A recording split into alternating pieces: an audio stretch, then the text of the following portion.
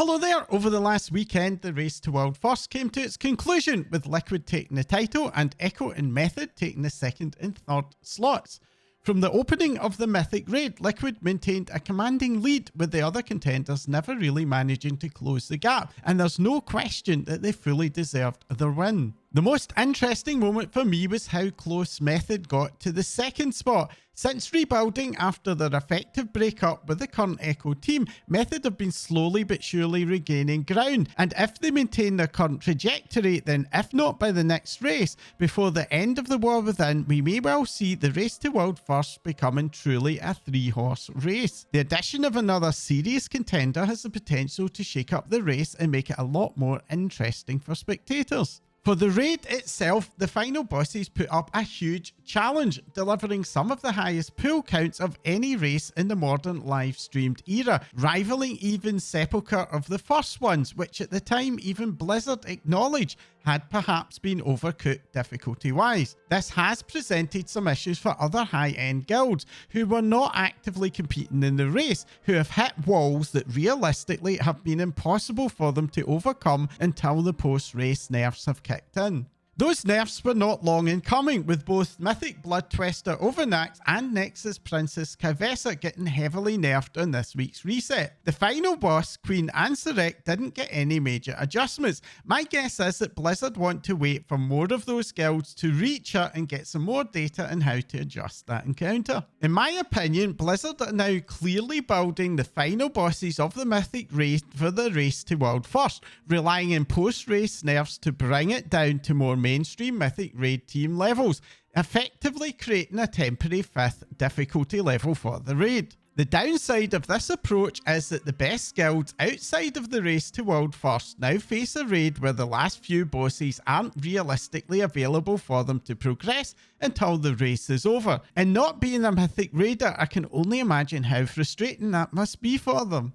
The raid wasn't the only thing getting nerfed, with a bunch of nerfs for the more difficult Mythic Plus dungeons, Grim Battle, Siege of Borealis and Stonevault. The Grim Battle nerfs were particularly welcome for me as a tank, as the last few ad packs before the final boss in that dungeon really felt like they'd been tuned for 2 or 3 key levels higher in terms of the damage I was taking. This week we got to see the third of the new Mythic Plus affixes, which was Voidbound. On paper, this seems a lot simpler than the other affixes, simply requiring DPS to quickly switch to an extra ad. While this does not present the visual clutter and mental overload of some of the other affixes, I found that in some of the boss fights it's proven to be very problematic, spawning into awkward locations and difficult overlaps. While my understanding is that it is supposed to move with the tank, I personally have been finding that very inconsistent, with the ad frequently standing in a fixed location, more often than not doing that at times when it's just the last thing you would want it to do in a fight.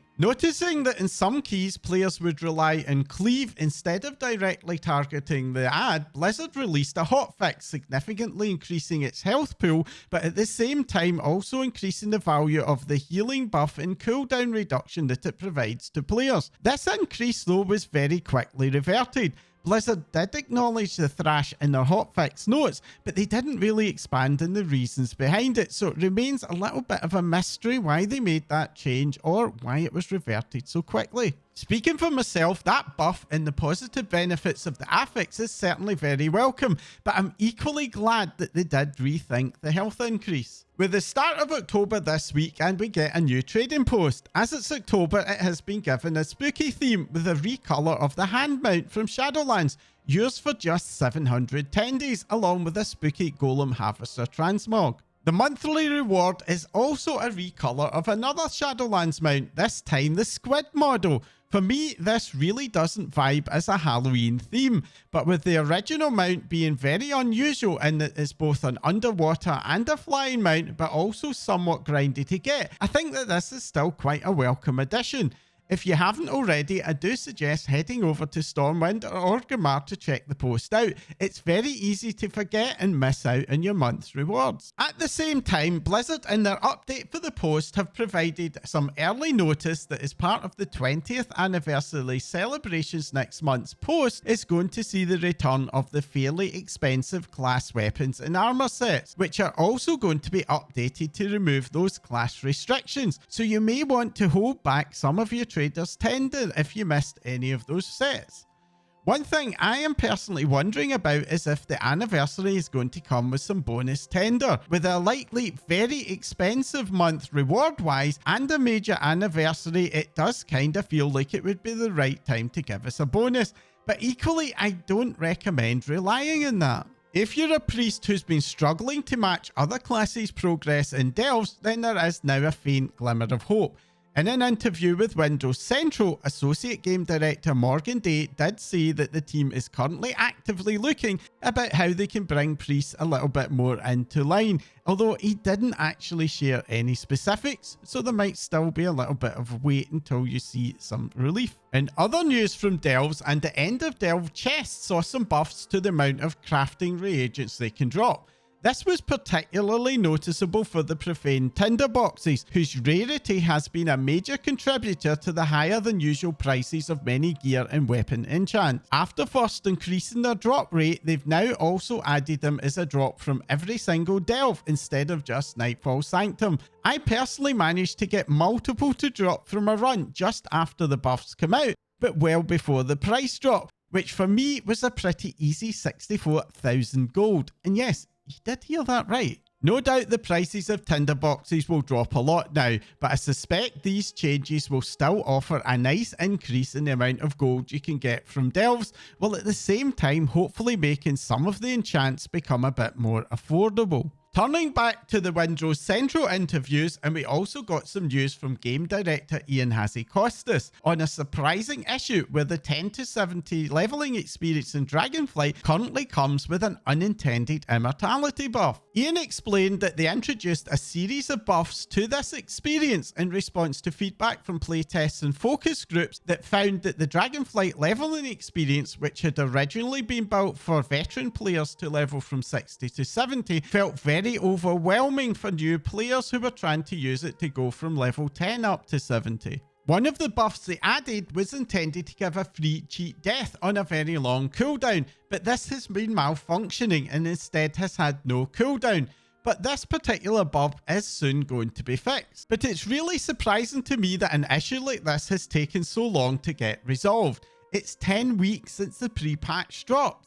New players are far less tolerant of bugs and issues than long-term players are, and you would think that it would be more of a priority for Blizzard. Wowhead writer Archimetrios has also pointed out that even once this bug is fixed, this system is creating a major and very jarring spike in difficulty for new players when they reach level 70 and the buffs are abruptly removed just as they go into the War Within. As an outsider looking in, those buffs feel a bit like a last-minute rush band-aid fix for an issue that was discovered late in testing, but it's really surprising that Blizzard needed external playtesting to tell them that the Dragonflight experience could have benefited from some more attention for new players. For much of Dragonflight, a very common thread of feedback on both the forums and from content creators was how overwhelming and confusing the experience in Verdraken became as the expansion progressed. As a general rule, existing players are really not a good source of feedback for the new player experience, as we approach a game very differently.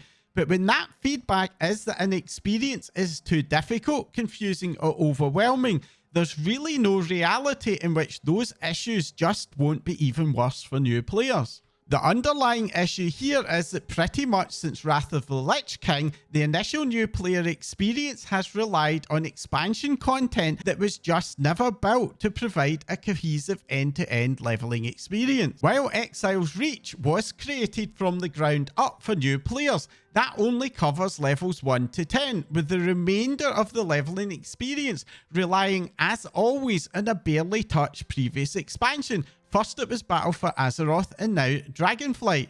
With World of Warcraft now 20 years old, and it's 14 years since it reached its 12 million subscriber tweak. For it to survive another 20 years, it is going to need to find a way to bring new blood into the game, and I cannot help but think that the new player experience probably requires a bigger focus and investment from Blizzard than we've seen to date. Be it the changes in Cataclysm, Legion's 735 patch, Shadowlands, and now War Within, all of these attempts to update the leveling experience have had issues which mostly stem from trying to graft on content that was never designed for end-to-end leveling without making any changes to make it flow better or provide a better introduction to the game. The success of Mr. Pandaria Remix has demonstrated that the team has the ideas and ability to revamp old content successfully, and while selfishly I would prefer any new content to be aimed at me as a player, the long-term health of the game may perhaps require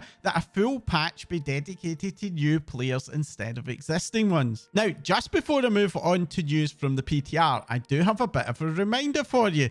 This Sunday sees the start of the October Darkmoon Faire, which I'm sure for many of you isn't really a must-do event.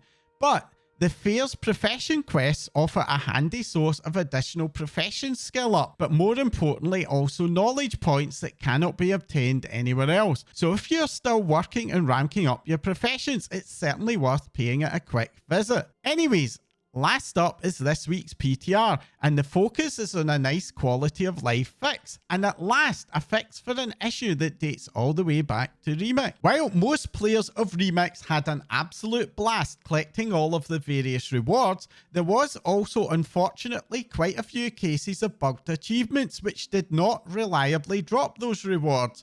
And while many of these issues were fixed at the time, there were still a fair few gaps that left some players out. If you have been affected by that issue, then the good news is that Blizzard are adding those rewards to Mistweaver Eye in the Timeless Isle for the 11.05 patch, which will allow you to buy them, provided you do have the relevant achievements. With the release date of the new patch likely coming ever closer, this week's build has been dominated by tuning tweak, but that still left some time for another nice new addition. While the new Warband currency transfer feature has been a great addition to the game, it does currently have a bit of a major gap. If the character that you would like to transfer a currency to doesn't have any of that currency, then it often doesn't appear in the character's currency tab, which makes it impossible to make the transfer.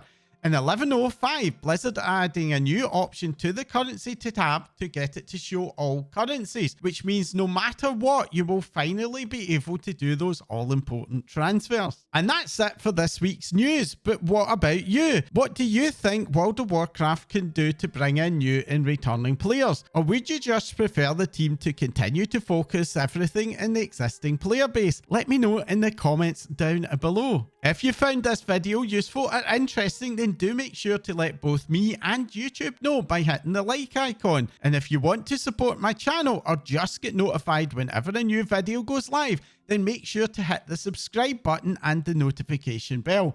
Subscribing is by far the best way to support a channel like mine. And for those of you who have watched right through to the end or interacted with my videos, goes a huge thanks. All of your support means the world to me. That's all for now. Thanks for watching.